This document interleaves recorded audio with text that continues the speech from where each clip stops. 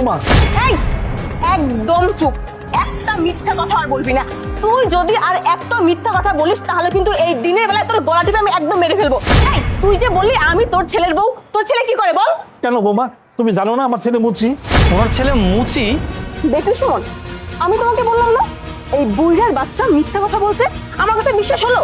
আমি কিনা সামান্য একটা মুচিকে বিয়ে করব আর সেটা তুমি বিশ্বাস করবে? বৌমা উল্টা পাল্টা কথা তখন থেকে বলে যেতেছস, তোর রিক্সায় আমরা যাবো না। আর নেক্সট টাইম কোনো মেয়ের যদি হাত ধরছস না, আশেপাশের লোকজন ডাক দিয়ে ঘন পিটানি খাবি। এই চলো আমরা অন্য রিক্সা যাই। 1400।